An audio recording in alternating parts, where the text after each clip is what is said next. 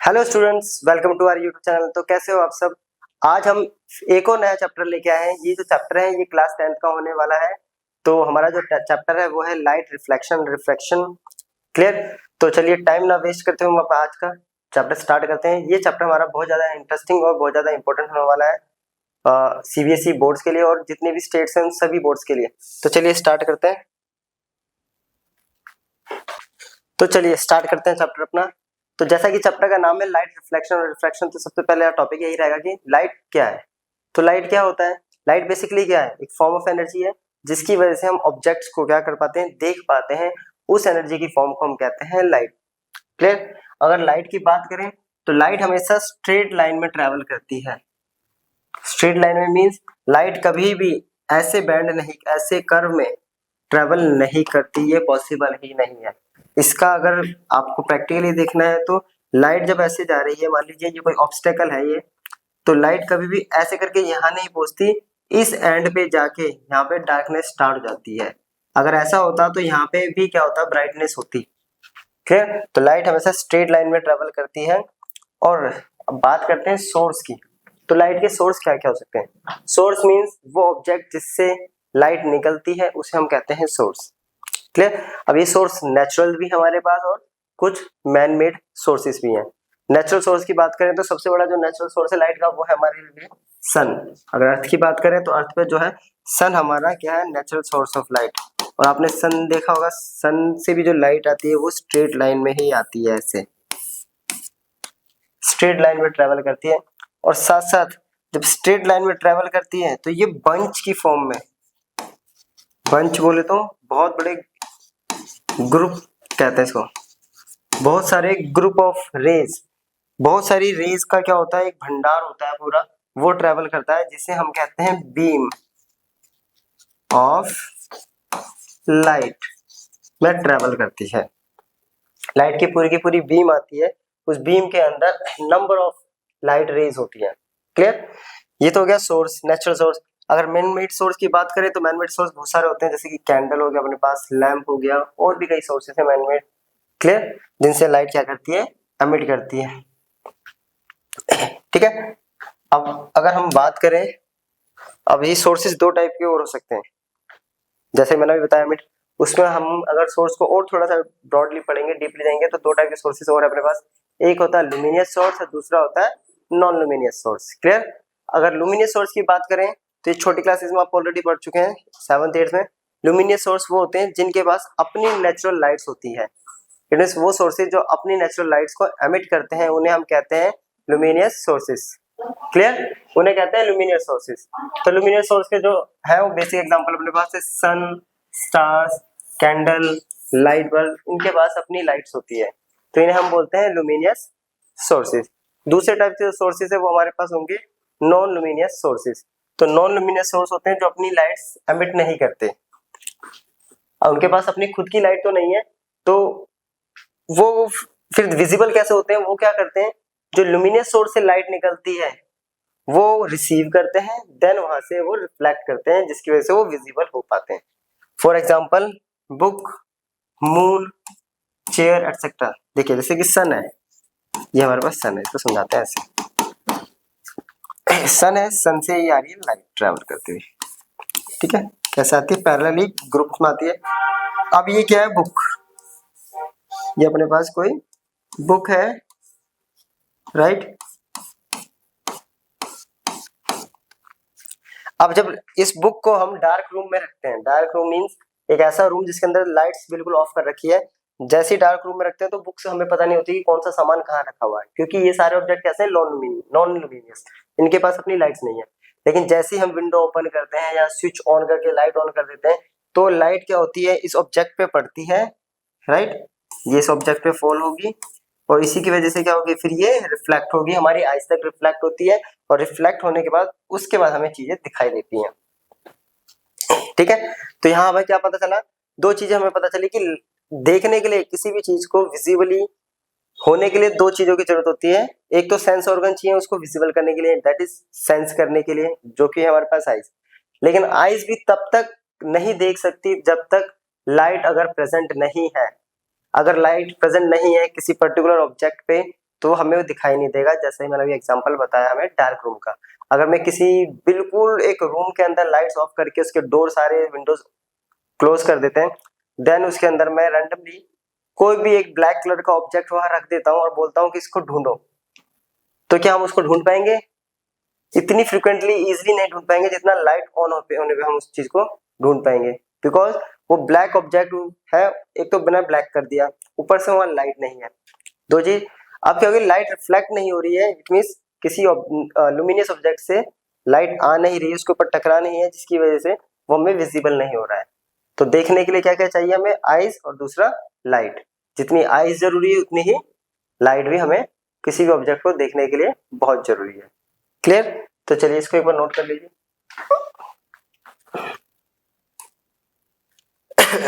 अब हमारा आता है मीडियम। अब मीडियम क्या होता है?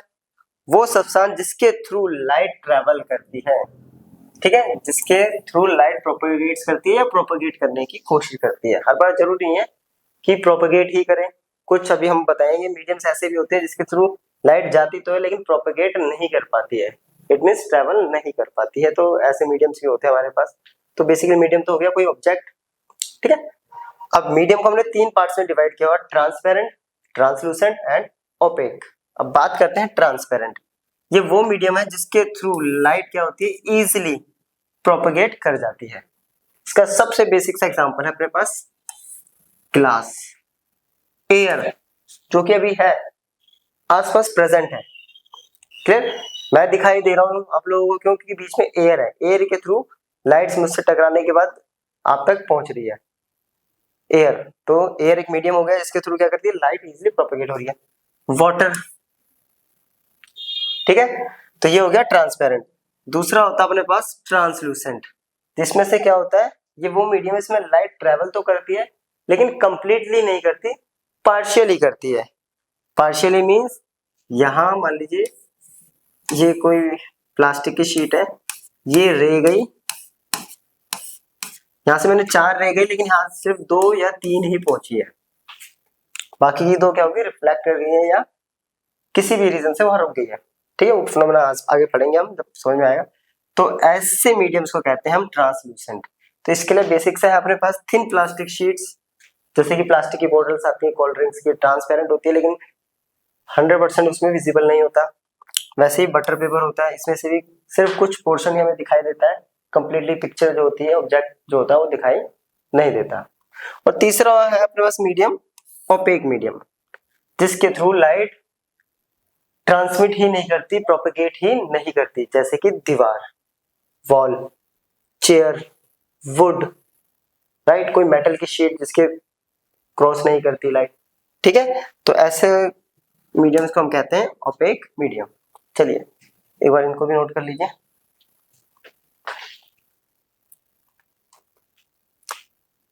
अब यहां से हमारा बेसिकली जो है चैप्टर का जो है मेन टॉपिक स्टार्ट होता है।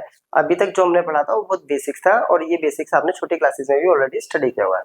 तो यहाँ से हमारा स्टार्ट होता है रिफ्लेक्शन ऑफ लाइट। अब रिफ्लेक्शन ऑफ लाइट होता क्या है पहले समझिए। सनलाइट से लाइट आई, लाइट टकराई किसी स्मूथ सरफेस से, टकराने के बाद वो उसी मीडियम में या तो सेम एंगल पे या किसी डिफरेंट एंगल पे क्या हो गया, वो ट्रेवल कर गई है, वापस ट्रेवल कर गई है, उस फिनोमिना को कहते हैं हम रिफ्लेक्शन ऑफ लाइट। स्टेटमेंट पढ़ें तो होता है phenomena of bouncing back of light in the same medium on striking the polished surface. तो कंडीशन ये सरफेस पॉलिश्ड होना चाहिए, अनपॉलिश्ड सरफेस पे ऐसा नहीं होता, क्योंकि वो हो जाता है फिर ओपेक, वो सारी की सारी लाइट को क्या कर लेता है, अपने में एब्जॉर्ब कर लेता है, तो वो रिफ्लेक्ट नहीं करता।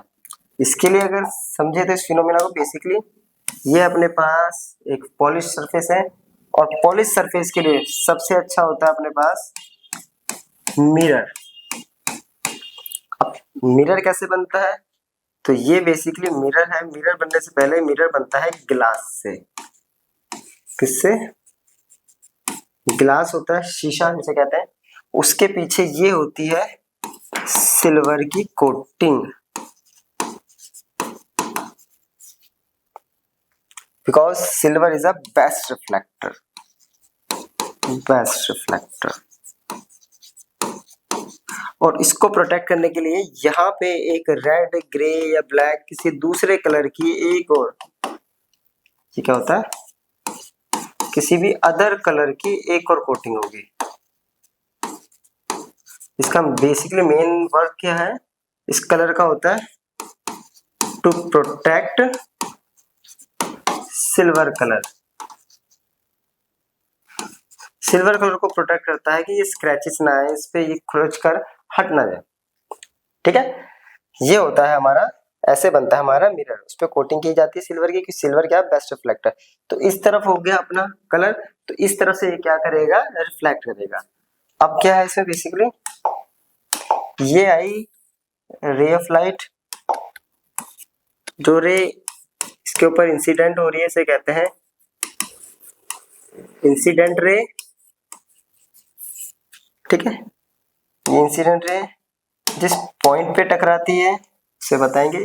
इस सरफेस के ये इमेजिनरी परपेंडिकुलर बनाया हमने, जिस पॉइंट पे ये टकराए इस पॉइंट को कहते हैं पॉइंट ऑफ इंसिडेंस। ठीक है, ये है 90 डिग्री, जो कि क्या है, नॉर्मल इमेजिनरी लाइन होती है। ऐसी कोई लाइन आपने कभी भी किसी भी मिरर में नहीं देखी होगी। आफ्टर रिफ्लेक्शन यानी आफ्टर स्ट्राइकिंग द सरफेस क्या होगा, ये सेम मीडियम में ट्रेवल कर जाएगी। ये ट्रेवल कर गई यहाँ, राइट, ये ट्रेवल कर गई, इसे कहते हैं हम रिफ्लेक्टेड रे। Clear, clear. यहां से लाइट आई, फॉल करी, फॉल करने के बाद जिस पॉइंट पर टकराती है पॉइंट ऑफ इंसिडेंस। ठीक है, ये अपना मिरर है, और टकराने के बाद वो सेम मीडियम में ट्रेवल कर गई। अब ये नॉर्मल और इंसिडेंट रे के बीच के एंगल को कहते हैं हम एंगल आई, इसको कहते हैं रिफ्लेक्टेड रे और नॉर्मल के बीच के एंगल को कहते हैं एंगल आर। तो एंगल आई क्या है हमारे पास, एंगल ऑफ इंसिडेंस। ये क्या है, एंगल आर, तो ये हो गया एंगल ऑफ रिफ्लेक्शन। ठीक है, तो ये हो गया एंगल ऑफ इंसिडेंस और ये हो गया एंगल ऑफ रिफ्लेक्शन। ये इंसिडेंट रे, रिफ्लेक्टेड रे और नॉर्मल पॉइंट ऑफ इंसिडेंस। तो ये होता है बेसिकली अपना रिफ्लेक्शन ऑफ लाइट। चलिए इसको नोट कर लीजिए।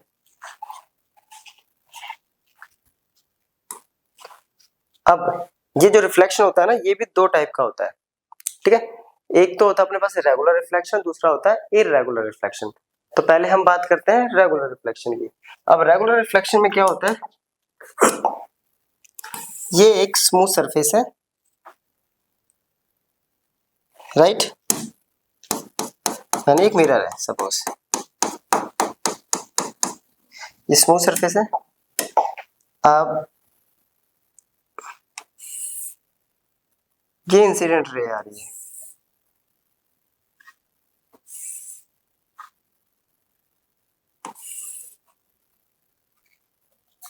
ठीक है। अब टकराने के बाद क्या होगा, ये पैरेलल ही आ रही है, तो आफ्टर रिफ्लेक्शन ये पैरेलल ही क्या कर जाएंगी, ट्रेवल कर जाएंगी। तो और पैरेलल ही ट्रेवल कर जाएंगी, इस टाइप के रिफ्लेक्शन को कहते हैं रेगुलर रिफ्लेक्शन। इसमें क्या होता है, जो सरफेस होगा वो स्मूथ होगा, ठीक है, स्मूथ एंड वेल पॉलिश। तो reflected ray will also be parallel. ठीक है, ठीक है। और जनरली इसके लिए हम यूज करते हैं मिरर, और ये ऑलरेडी बता चुका हूँ। सिल्वर मेटल जो होता है यानी सिल्वर कलर जो होता है वो बेस्ट रिफ्लेक्टर है। ठीक है, अब ये क्या होगा, ये गई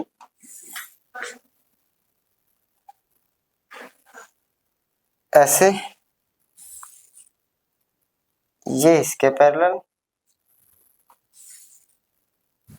पैरेलल और पैरेलल, ये सब क्या है, पैरेलल चली जाएंगी।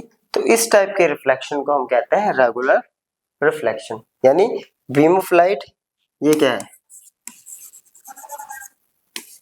बीम ऑफ लाइट, ठीक है, इंसिडेंट हुई, टकराई, टकराने के बाद पैरेलल ही चलेगी, पैरेलल आई पैरेलल चलेगी। इस टाइप के रिफ्लेक्शन को कहते हैं रेगुलर रिफ्लेक्शन। क्लियर, चलिए अब जो नेक्स्ट टाइप का रिफ्लेक्शन है वो होता है हमारा इर्रेगुलर रिफ्लेक्शन।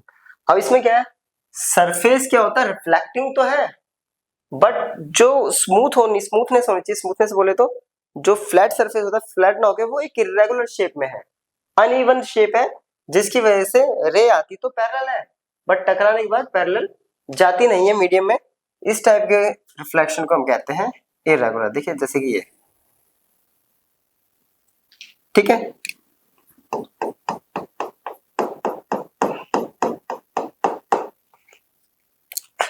मान लेते हैं हम सिल्वर कलर का मेटल है, अच्छा रिफ्लेक्टर है, उसको हम टेढ़ा मेढ़ा बेंड कर देते हैं। अब बेंड करने की वजह से शेप कुछ अजीब सी हो गई इसकी। अब क्या होगा, लाइट आ तो रही है पैरेलल, अगर देखें तो ध्यान से देखें, सब अलग अलग एंगल पर, अलग अलग पॉइंट पे देखें, यहाँ पे फॉल कर रहे हैं ये भी, तो जिसकी वजह से क्या होती है, ये सब के सब अलग अलग एंगल पे ही चली जाती है। सपोज ये इधर चली गई, ये इधर चली गई, ये इधर चली गई, तो इस टाइप के जो रिफ्लेक्शन है इसको कहते हैं हम इर्रेगुलर रिफ्लेक्शन। ठीक है, पैरेलल आई बट पैरेलल ही टकराने के बाद ये रिफ्लेक्ट नहीं होती, इस टाइप के रिफ्लेक्शन को कहते हैं इर्रेगुलर रिफ्लेक्शन। और रीजन क्या है वो मैंने आपको बता दिया। अब आता है लॉज ऑफ रिफ्लेक्शन। क्लियर? तो लॉज ऑफ रिफ्लेक्शन जो है बेसिकली डिपेंड है इसी कॉन्सेप्ट पे जो भी हमने बनाया था यहाँ पे। तो फिर से बना लेते हैं इसको। क्या कहता है ये, तो ये अपने पास क्या हो गया, एक मिरर हो गया, ठीक है, मिरर हो गया, ये हो गया अपने पास इंसिडेंट रे, ये हो गया रिफ्लेक्टेड रे, और ये हो गया नॉर्मल। ठीक है, ये तो हो गया, ये हो गया इंसिडेंट रे, रिफ्लेक्टेड रे, नॉर्मल। और इसको क्या कहते हैं, इस पॉइंट को पॉइंट ऑफ इंसिडेंस। ठीक है, क्या होता है, ये एंगल आई बना था अपने पास और ये एंगल आर, तो first angle I is always equal to the angle R. तो ये जितना एंगल चेंज होगा, ये अगर 30 है तो ये भी 30, ये 45 है तो ये 45, ये 60 है तो ये 60, तो angle I equals to angle R, first law. Second law, incident ray, reflected ray और नॉर्मल, ये सारे के सारे सेम प्लेन और सेम पॉइंट ऑफ इंसिडेंस पे लाई करते हैं, all lie in the same plane. तो ये सारे के सारे सेम प्लेन पे लाई करते हैं, बहुत बेसिक सा लॉ है। यहां तक क्लियर हुआ? Simple, angle of incidence equals to the angle of reflection, पहला आई और आर हमेशा इक्वल रहेंगे, और इंसिडेंट रे, रिफ्लेक्टेड रे और नॉर्मल, ये तीनों के तीनों एक ही प्लेन और एक ही पॉइंट पे लाई करते हैं। चलिए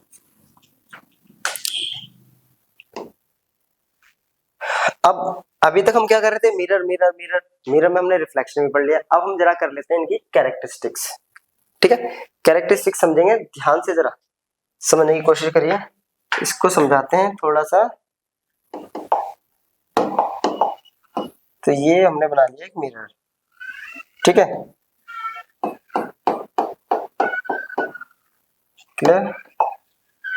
और ये बना लिया हमने रेफरेंस के लिए एक लाइन,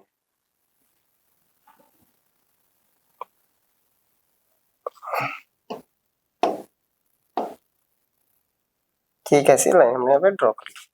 अब जरा समझते हैं क्या कहता है ये अपना एक ऑब्जेक्ट है, ठीक है, क्या ये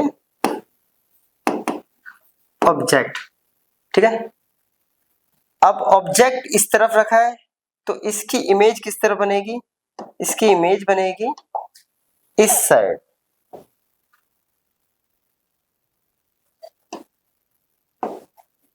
इसकी इमेज बनेगी दूसरी तरफ, राइट, समझिए। तो क्या होता है कि जिसकी जो इमेज होती है वो ऑलवेज क्या होगी, वर्चुअल। वर्चुअल इमेज होती है जब मिरर के पीछे बनती है। जो भी इमेज मिरर के सामने बनेगी वो इमेज होती है रियल। लेकिन प्लेन मिरर में ऐसा नहीं होता। आपने देखा होगा प्लेन मिरर को, जो आप देखते हो अपने आप को, ठीक है, अपने बाल सेट करने के लिए, अपने हेयर सेट करने के लिए, या अपना फेस जब भी देखते हैं तो आपकी इमेज मिरर के अंदर बनती है, तो हमारी रियल इमेज नहीं होती, वो हमारी वर्चुअल इमेज होती है। First point. दूसरा पॉइंट होता है कि ये जो इमेज होती है वो हमेशा इरेक्ट, इरेक्ट मीन्स सीधी। देखिए यहाँ सीधा ऑब्जेक्ट था तो ये भी सीधी ही बनी है। दूसरी, ठीक है, सेम साइज होता है। अगर ये इमेज का साइज 5 सेंटीमीटर है तो ये भी कितना होगा, सॉरी, ऑब्जेक्ट का साइज 5 सेंटीमीटर है तो इमेज का साइज भी 5 सेंटीमीटर होगा, ठीक है। तो सेम साइज, ऑब्जेक्ट के बराबर। नेक्स्ट, डिस्टेंस सेम होगा, मतलब अगर ये यहां से यहां तक 20 सेंटीमीटर की दूरी पर ऑब्जेक्ट है तो इमेज भी 20 सेंटीमीटर होती जाएगी। अगर ऑब्जेक्ट को हम खिसका देते हैं, यहाँ ऑब्जेक्ट को अगर ले आता हूं मैं 10 सेंटीमीटर पर, तो इमेज भी यहाँ आ जाएगी बिल्कुल सेम साइज पे 10 सेंटीमीटर, ठीक है। तो डिस्टेंस सेम रहेगा। तो distance of object from the plane mirror is same as the distance of image from the plane mirror. और लास्ट वाला, the image formed is laterally inverted. अब लेटरली इन्वर्टेड का मतलब क्या होता है वो समझते हैं। आप मिरर में अपना आपको देखिए, तो मैं जैसे ये देख रहा हूँ, सामने अगर मिरर है, अगर मैं ये उठाऊंगा हाथ तो इमेज का ये कौन सा हाथ होगा, ये लेफ्ट साइड होता है, ठीक है। और ये मेरा अगर लेफ्ट है तो इमेज में ये राइट साइड होगा। तो जरा इसको समझते हैं कुछ ऐसे। देखिए, ये मान लेते एक मिरर है, इसमें अगर रेड लिखा होगा तो वहां कैसा दिखाई देगा,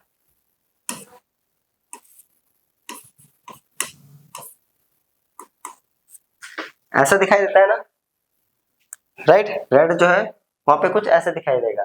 तो इस फिनोमेना को कहते हैं हम लेटरली इन्वर्टेड। इसी रीजन की वजह से ही एम्बुलेंस को उल्टा लिखा जाता है गाड़ियों पर, जिससे कि जो आगे वाला जो भी ड्राइवर होगा, जो गाड़ी ड्राइव कर रहा है, वो अपने रियर व्यू मिरर में जब देखेगा तो उसको सीधा दिखाई देगा एम्बुलेंस, इसलिए उसे पहले ही इन्वर्टेड लिखा जाता है, जिसकी वजह से वो आप अपने को क्या होता है, डायरेक्ट सीधा करेक्ट हमें वो रीड विजिबली हो जाता है, रीड करने में इजीली रहता है और पता चल जाता है कि एम्बुलेंस है तो उसको हम रास्ता दे सकते हैं। तो ये थी हमारी प्लेन मिरर की प्रॉपर्टी, इसको एक बार नोट कर लीजिए इसको, क्लियर। तो ये था आज का हमारा लेक्चर, जो बेसिकली किस पे था, रिफ्लेक्शन ऑफ लाइट पर, ठीक है। तो यहाँ तक हमारा रिफ्लेक्शन ऑफ लाइट कंप्लीट हो गया। नेक्स्ट लेक्चर में हम इससे आगे के टॉपिक को कवर करेंगे। तो उससे पहले एक बार ये सारे लेक्चर के ऊपर रीड कर लीजिएगा, नोट्स अपने कॉपी में बना लीजिएगा। तो मिलते हैं नेक्स्ट वीडियो में, तब तक के लिए गुड बाय।